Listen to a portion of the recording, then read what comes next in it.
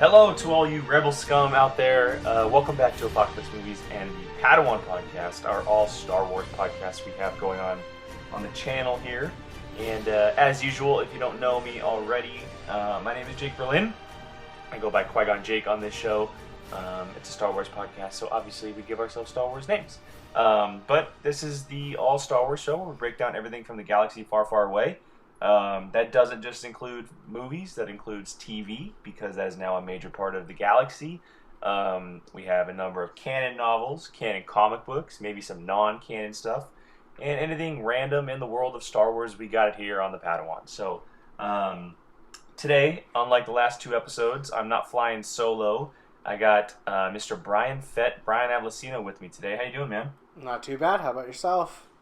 Good. I'm ready to talk some Star Wars, and not a lot has been going on in the world of Star Wars as of late, but there has been a few things far away.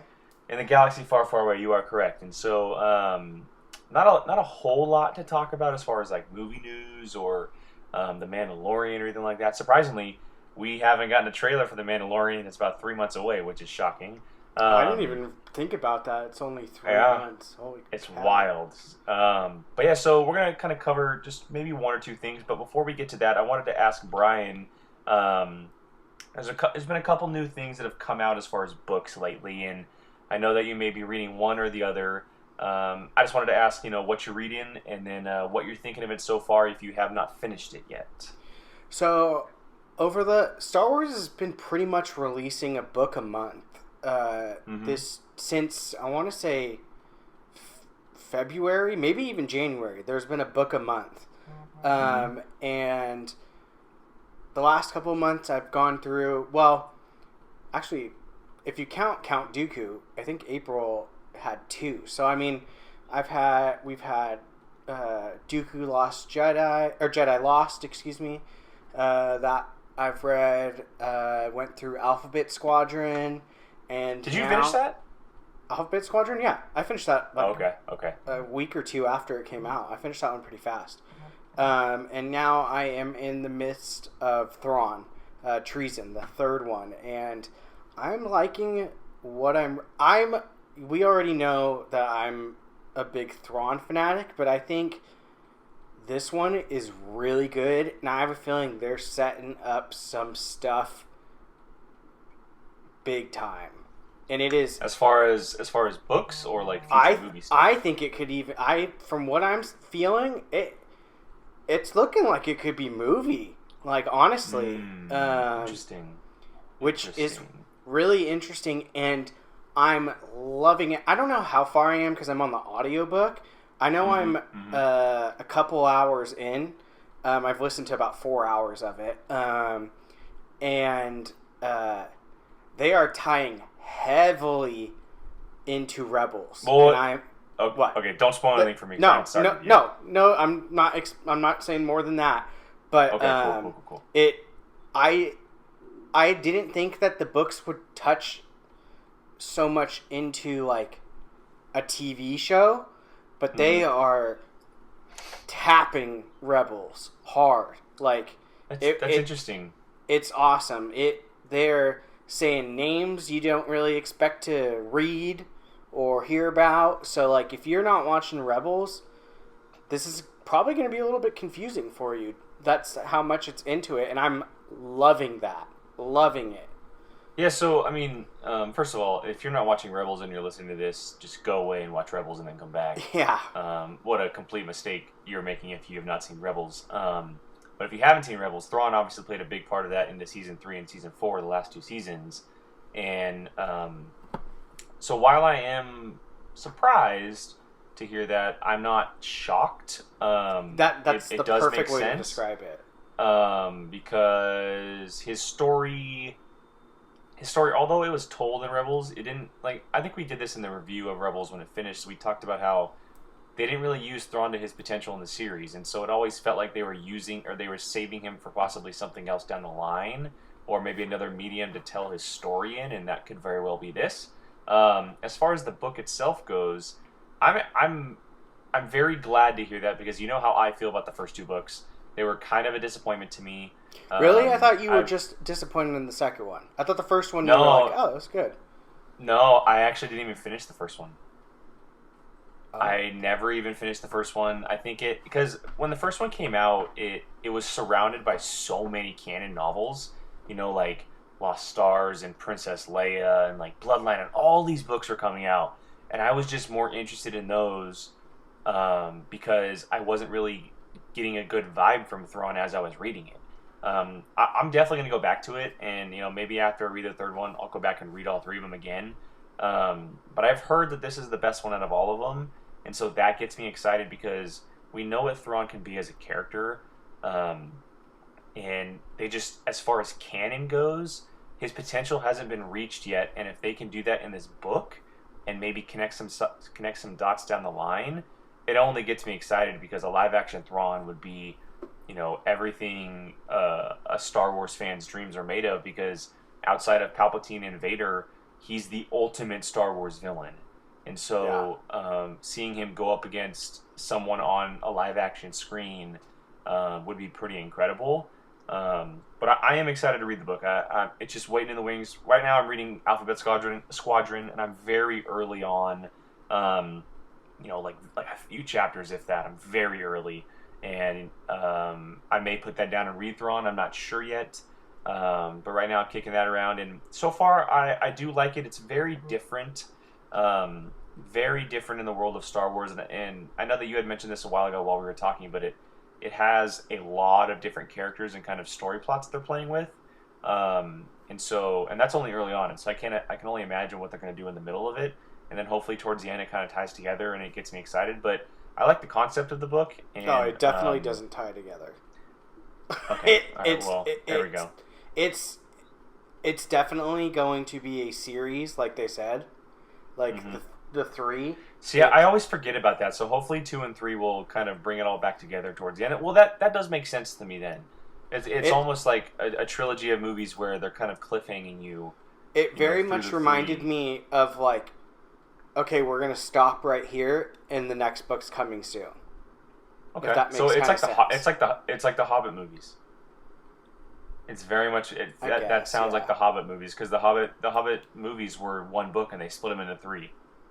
Yeah, it definitely. I mean, it had a stopping point, obviously, but it kind of felt like you were left like, all right, there's still more coming.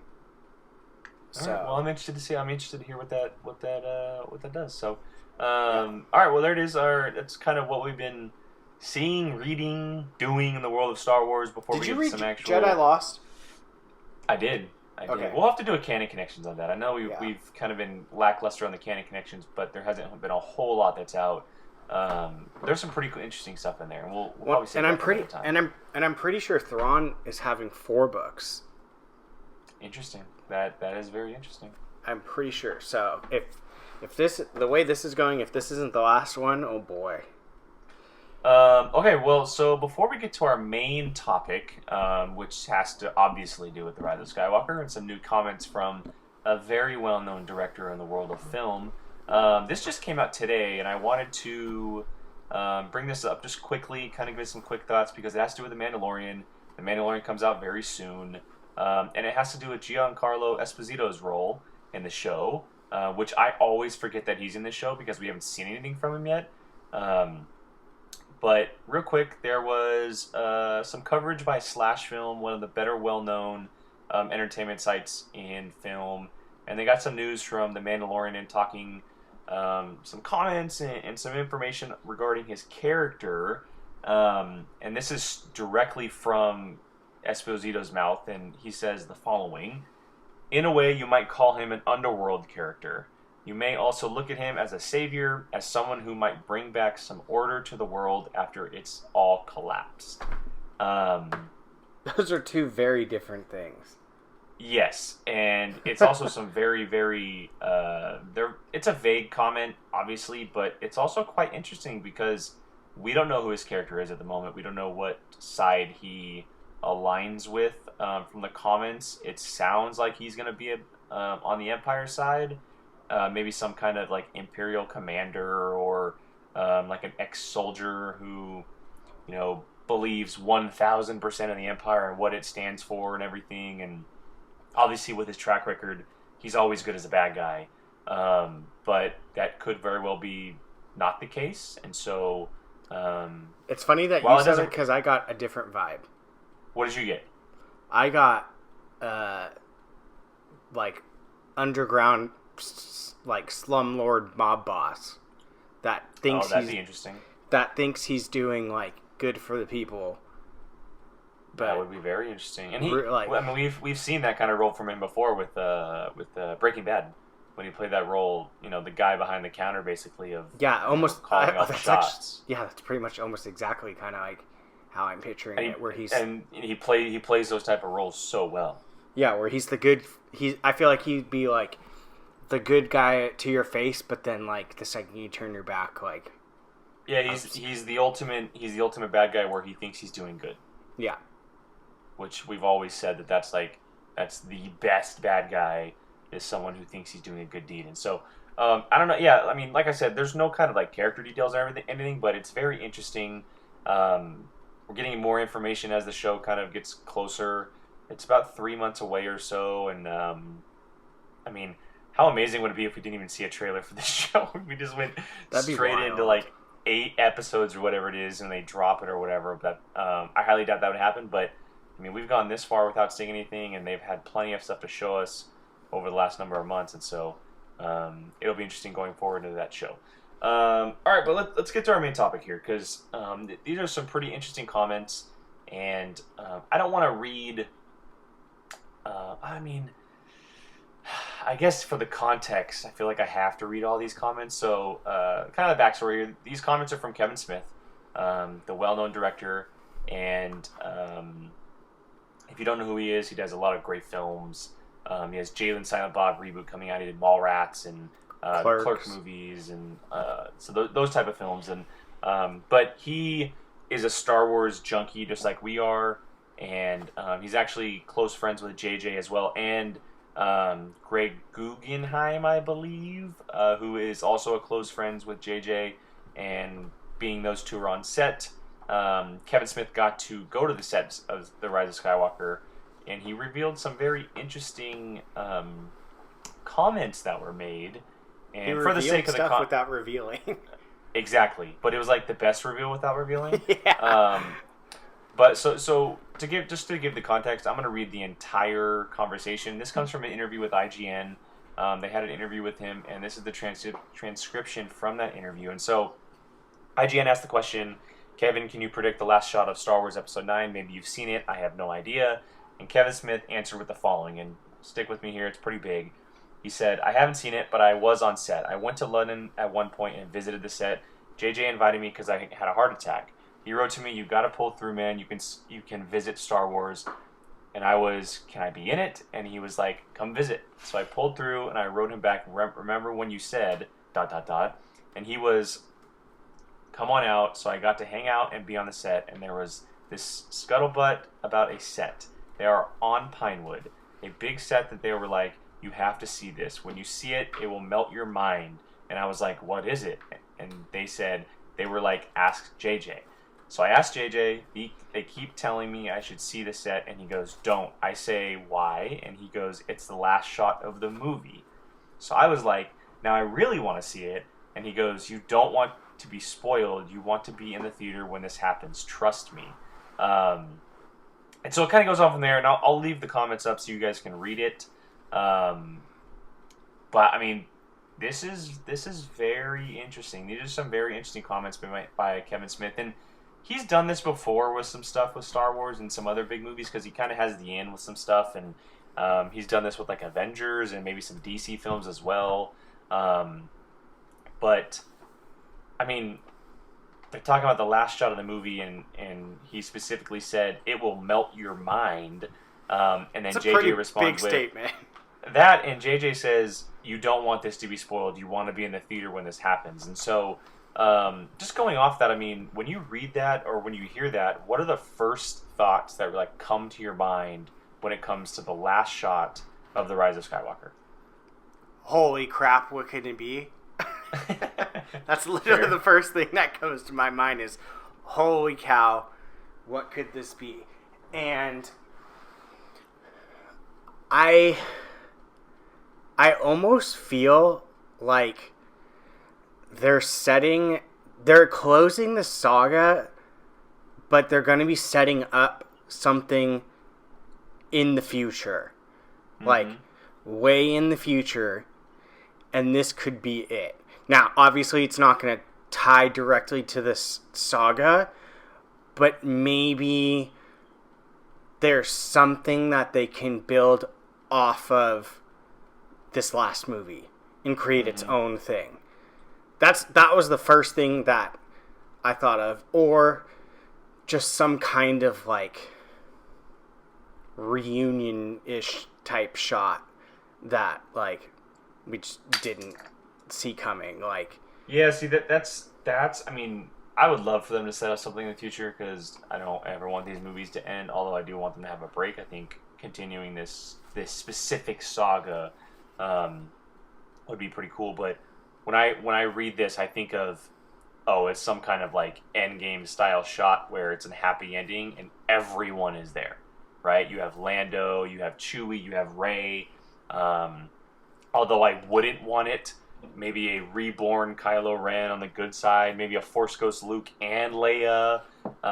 They find a way to get Han there. Like, they find a way to get Han there. Obi-Wan and Yoda, and Anakin. Like, everyone is in that shot. Like, maybe Wedge comes back for the last shot. I mean, who knows? Wedge? I was... Okay, yeah, I mean, you never know. I was waiting for you to throw out Mace Windu. No, God, no. That wouldn't make sense in the context, because he's had nothing to do with this trilogy. But that's kind of the first thing. I feel like it's going to be a moment where it's just so happy, and like this journey, like it's an ending where, although we don't like that it's ending, we are so happily satisfied that it ended this specific way. They won. The war is like over forever. Like, peace is there. Like Rey is all powerful and no one can beat her. And like Force Ghost Luke, like, who knows? But I just feel like it is 100% directed at a wide shot of this moment between all of these characters and possibly at a specific location. Like, what if it ended at, like, Han's funeral? Like, what if they actually had, like, a final funeral for Han after all this BS has happened?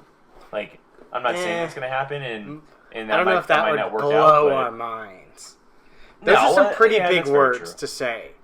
Melt your mind.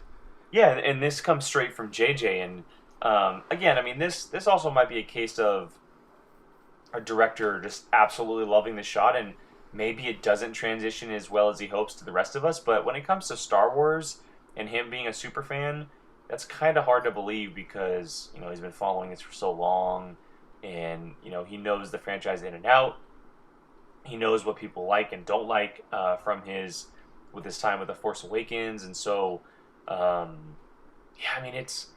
it could honestly go in any direction, but when you say something along the lines of, it will melt your mind, you're not going to want this to be spoiled, be in the theater when you're there, trust me, like, that is literally, like, to Star Wars fans, it's like, you're starting a fire of conversation and speculation and debates, and the problem with this is, from my standpoint anyway, when you say something like this, if you don't deliver, you're done for. Like, you're going to be absolutely destroyed by this fan base, because as a Star Wars fan base, like, let's be honest, even though I love us, we suck. Like, we are a sucky fan base when it comes to stuff like this.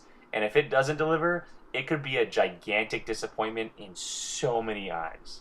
True. 100% true. And especially the way people have ripped apart The Last Jedi. And they're looking for this movie and J.J. Abrams to be this savior of the franchise and right the wrongs that they feel The Last Jedi produced, and if you don't deliver on that, there's not going to be some nice words said by people. And it's sad because, hey, we could have not even gotten any of these movies, and we could have just been chilling with the ones we had.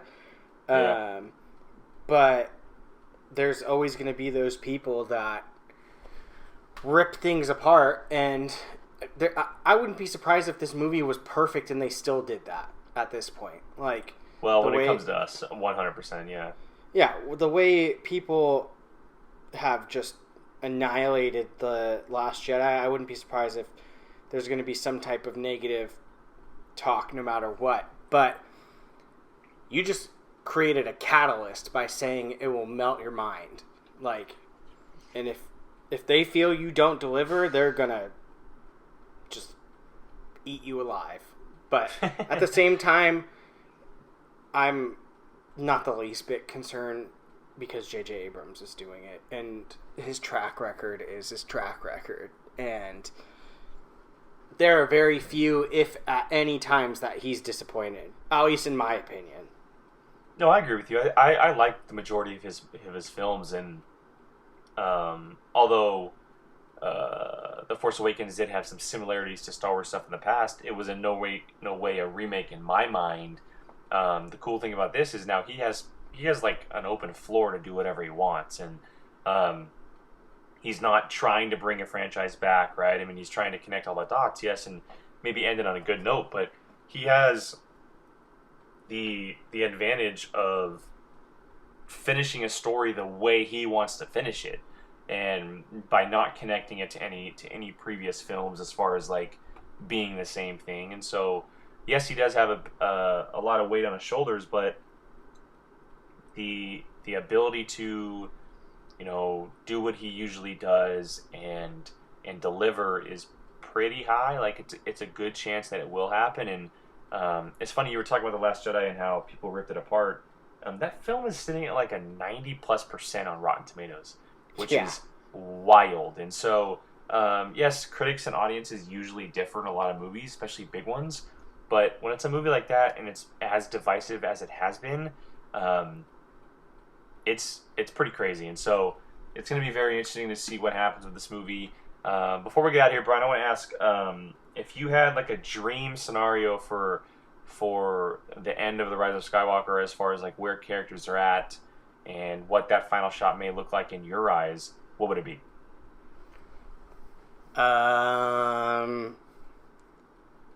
Probably, I would like to see it set up a future of it, kind of like how I was saying. And in my dream world, it would be setting up Thrawn. Like, him coming back from whatever happened in Rebels.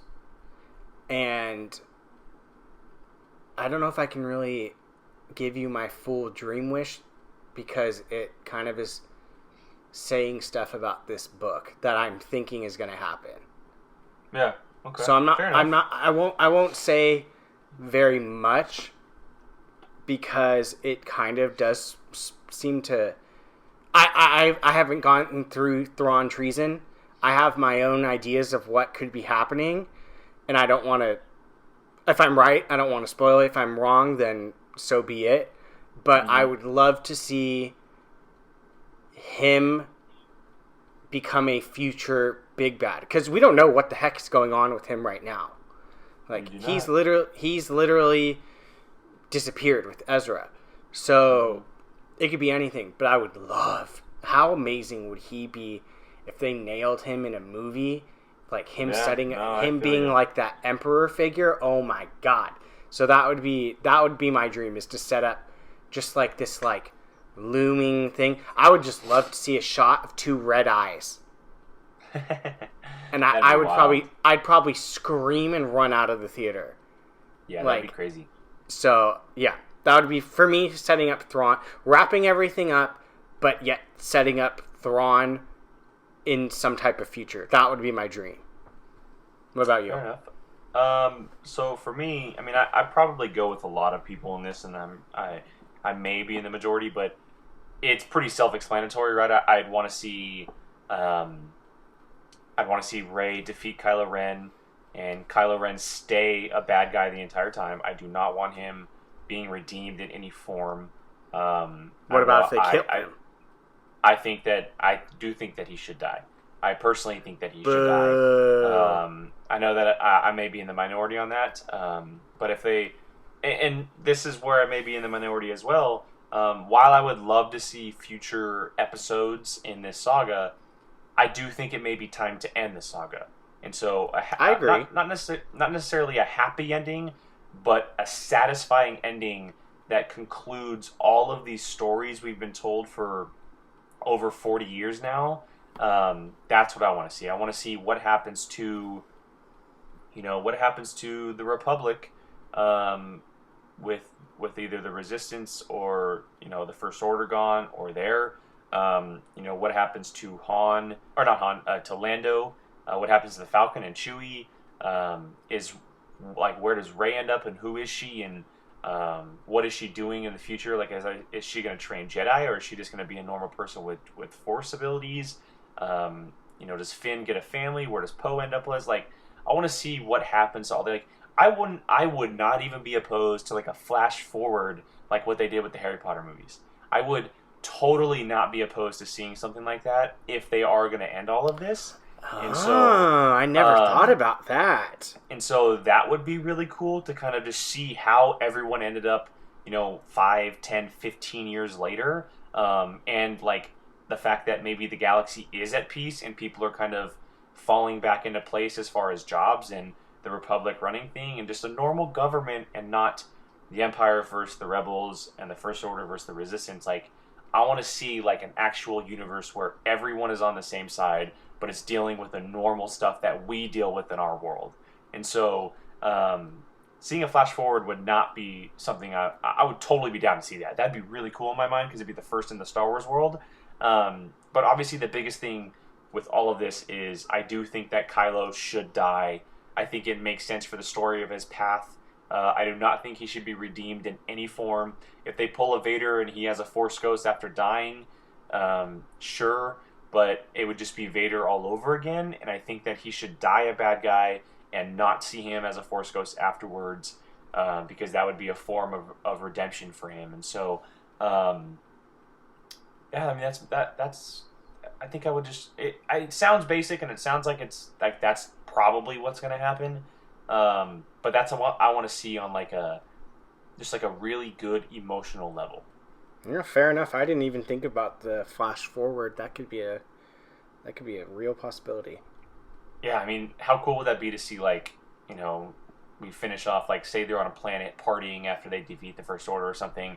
We fast forward 15 years and Rey is training a bunch of younglings, or she's living with Poe with a family and they have a little child or something. Like, you never know. Like, I would love to see that 10 years in the future, 15 years in the future. Just a quick little shot, and it's been like, there's our saga. Like that, our saga ended happily. We see Force Ghost, Luke, Obi-Wan, and Yoda hanging out on a cliff somewhere, talking, chilling. Happy the three of them together with Leia possibly, and Anakin, like them together as a family. And so that'd be really cool to see a flash forward in the Rise of Skywalker. That would be really, really cool to see. I actually couldn't agree more with you right now. All right, well, we probably went about 5 to 10 minutes over the time that we wanted to, but hey, when we get in this kind of conversation, it just keeps going, and we are not going to stop that because we enjoy it. So, yeah, I mean, there it is, guys. We had a little conversation beforehand about what we were kind of listening to and watching, and it has a lot to do with books right now. And then we dived a little bit into the Mandalorian and Giancarlo Esposito's character. Much more to hear about him, obviously.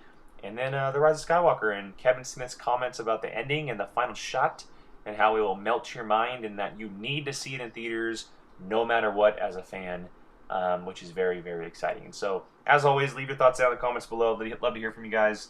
Us Star Wars fans have a lot to say, and so leave everything down there as always. So make sure you hit that share, like button, the subscribe button.